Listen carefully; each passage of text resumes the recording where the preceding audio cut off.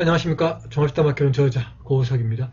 이번 시간에는 오체 청문감 30번째 시간이 되겠습니다. 그래서 이번 시간에는 이 한자로 이렇게 일란으로 되어 있습니다. 여기 있는 한자의 부분과 여기 있는 가장 왼쪽에 있는 만주 문자의 부분은 우리의 작품인 오체 한청문감에서 가져와서 같이 병기를 했습니다. 그래서 우리가 오체 청문감을 공부하면서 한청문감까지 같이 공부하는 공부 방법으로 보시면 되겠습니다. 그래서 자, 이렇게 이제 일란을 이제 이 당시 대두개 한자의 발음을 이제 우리 발음으로 이렇게 표기한 겁니다. 그래서 자, 이렇게 이제 이누안으로 읽으시면 되겠습니다. 그래서 자, 이 독특한 표기죠. 그래서 특히 이제 이 누안을 이렇게 누아까지 발음을 한 다음에 니은을 발음하면 됩니다. 그래서 누안 이렇게 이누안 이렇게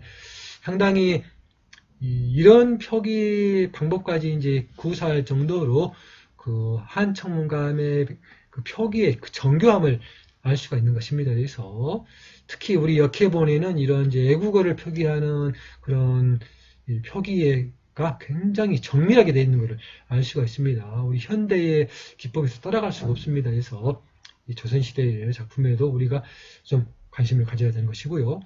자, 이 일란을 이제 우리말로 표기를 하면 이렇게 일기다사하다라고 되어 있습니다. 일기다사하다라고 이렇게 표기가 되어 있고요. 그 뜻을 또 곱씹어 보면은 또 그 의미가 또 이해가 됩니다. 그래서 아름다운 우리의 그런 표기법을 이렇게 말들을 잘 기억을 해 주시고요.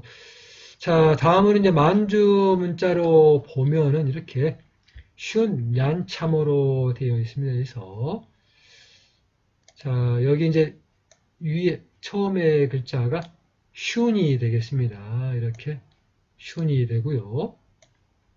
자, 특히 이제 우리 이제 이 실담자를 배울 때 샤에 가까운 그런 음가로 보시면 되겠습니다. 그래서 S자 위에 이렇게 살짝 이 표기를 해줬죠. 그래서 이런 표기가 중요한 겁니다. 그래서 이런 표기를 해주지 않으면 그냥 S자가 돼버립니다. 그래서 여기에 있는 여기 표기도 독특하게 일반 S랑은 다르게 샤의 표기를 해줬습니다. 그래서 학자들의 그런 면면을 주담을 볼 수가 있는 것이고요. 자, 이렇게 이제 이 우의 그 발음이 이렇게 동그라미 표기와 여기 점이 있죠.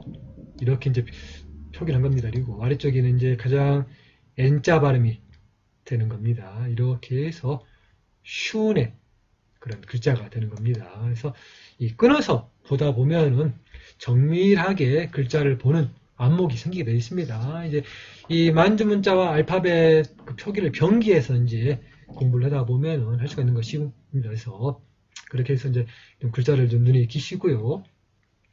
이 글자가 이제 이 알파벳 표기하기 쉽지만 실제로 이제 그 원래의 글자가 처음에 위에 가장 먼저 써지는 거랑 또 가운데 이렇게 써지는 거랑 마지막에 써지는 거랑 같은 알파벳이라고도 표기법이 다릅니다. 그러다 보니까 그런 각종의 변화형들을 다 공부하기에는 좀 우리가 벅찹니다. 그래서 이렇게 이제 단어를 공부하면서 맞춰보면서 공부를 하고 또 실제의 그런 자모를 또 공부를 하면서 변화형들을 조금씩 공부를 하다 보면은 그 어려울 것 같은 만주 문자들도 우리가 쉽게 또 이해가 되는 그런 원리라고 보시면 되겠습니다. 저도 이제 그렇게 공부를 하다 보니까 점점 글자가 더 눈에 들어옵니다. 그래서 자, 다음이 이렇게 냔참어인데 우리 발음으로는 냔참어로 표기를 했고요. 여기서는 이제 니안참어 돼 있죠. 그래서 이 니아를 빨리 발음하면 니안 이렇게 발음이 되지 않겠습니까?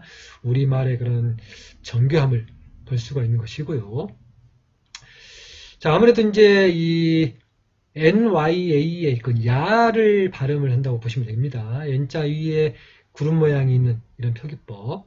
예를 들면은 스페인 할 때 에스파냐라고 합니다. 그래서 이렇게 이런 표기를 해줍니다. 이 발음이 나가 아니라 야가 됩니다. 그래서 이 발음의 표기가 이제 이 표기라고 보시면 되겠습니다. 그래서 학자들의 그런 면밀주담을 이렇게 볼 수가 있는 것이고요. 여기 있는 니야가 여기 있는 이제 보면은 이 알파벳의 여기 그 음가를 정확하게 딱딱 구별해서 보면은 여기에 이제 음가가 딱 정확히 글자로 써지는 겁니다. 여기 있는 이 부분의 글자를 이렇게 나눠서 하나하나씩 끊어서 보다 보면은 그 글자를 볼 수 있는 안목이 생기는 것이고요. 자, 이렇게 또 이제 그 모에 이렇게 보면은 이 M자의 그 발음은 항상 이렇게 밑으로 내려간다는 거. 항상 몇 번 말씀드렸습니다. 그래서 이런 게 기법들을 보면서 글자를 딱딱 끊어서 읽다 보면은 또 글자가 눈에 들어오게 되어 있습니다. 그래서 그렇게 공부를 하시면 되겠고요. 자, 중요한 또 팁의 문자입니다. 이 야의 글자가 여기의 글자죠. 이 글자를 알파벳 표기로는 이제 야를 이렇게 나눠서 니로 이제 니로 발음을 한 겁니다. 그래서 여기 위에 발음이 이제 이가 되겠고요. 그래서 니를 이렇게 알파벳 표기를 했다고 보시면 되겠습니다. 그리고 가운데 글자가 마입니다. 그래서 마가 되어 있고요. 이 드로를 이 다를 써주고 가운데 다를 써주고 아래쪽에 이 올라가는 이 표기가 이제 시담자 들여온 라랑 비슷하죠. 이렇게 라가 이제 올라갑니다. 이렇게 아래쪽에서 왼쪽으로 쭉 올라가는 게 라가 되겠죠. 그러면 이제 드라가 됩니다. 그리고 오니까 위쪽에 이렇게 날개 모양으로 이렇게 해주는 이 표기가 오가 됩니다. 그래서 드로가 되는 표기입니다. 그래서 이렇게 니마드로가 되겠고요. 좀 빨리 읽으면 니마죠. 발음이 조로 되어 있는 게 좀 특징입니다. 그래서 이 팁의 문자 밑에 알파벳 만주 문자가 표기가 되어 있습니다. 그 발음의 표기가 이 알파벳 음가라고 보시면 되겠습니다. 그래서 당시 청나락자들의 그런 이 정교하게 그 음가를 표기한 것을 우리가 엿볼 수가 있고요. 그 학자들의 그런 면밀주담의 그 공로로 우리가 이렇게 또 쉽게 공부할 수 있는 거 아니겠습니까? 또 그 표기법에다가 현대 학자들이 또 이렇게 알파벳 표기를 해줬기 때문에 우리가 이렇게 쉽게 공부를 할 수가 있는 겁니다. 그런 것 없이 우리가 원문을 보면서 공부하려고 그러면 얼마나 어렵겠습니까? 그래서 이 또 어려운 또 여건상 학자들도 어렵고 또 연구기관들도 어렵고 그래서 원래의 문자를 입력해 주지 못하고 이렇게 알파벳으로만 표기된 것들을 우리가 다시 원문에 있는 글자의 그 똑같은 문자로 구현을 해서 이렇게 같이 공부를 하니까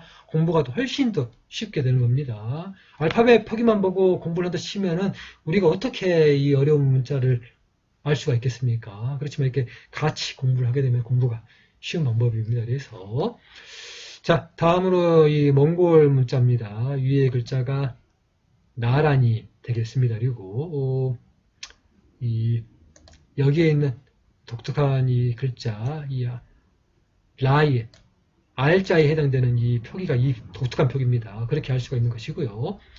이렇게 위로 쭉 올라가는 표기, 이렇게 올라가는 표기는 이렇게 이 L자의 표기가 이렇게 표기가 되는 겁니다. 이런 것들을 이제 구별하면서 어디서 이제 끊어야 될까를 우리가 이제 알 수가 있는 겁니다. 그래서 나란 두란 이렇게 나란 두라한이죠. 나란 두라한을 이렇게 썼습니다. 그래서 아름다운 이 몽골 문자에서 이 실제로 이제 몽골에서도 이 문자가 더 어렵다 보니까 거기에 사시는 분들도 아마 이 전통 문자를 모르시는 분들도 있다고 많이 들었습니다. 그래서 우리의 이제 이 훈민정음의 창제의 초창기에 그 많은 문자를 실제로 보지 못한 분들도 많을 것이고 또 그런 게 관심도 없으니까 있으나 마나 관심도 없지 않겠습니까? 우리 한국에서도 뭐 그런 것과 똑같이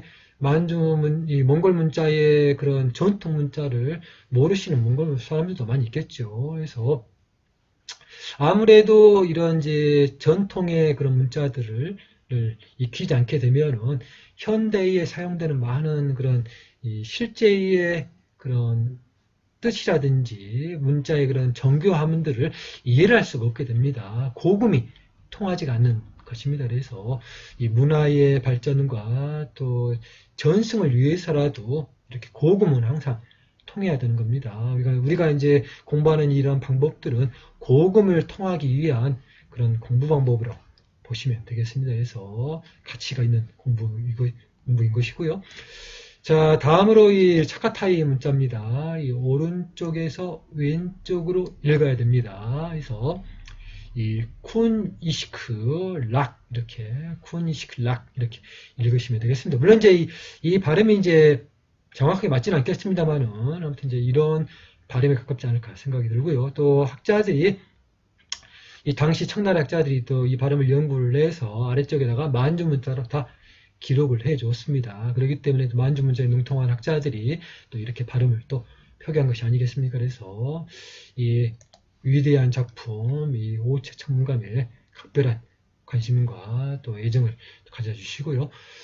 자, 오늘은 여기까지 준비했습니다. 시청해주셔서 감사합니다. 다음 시간에 뵙도록 하겠습니다.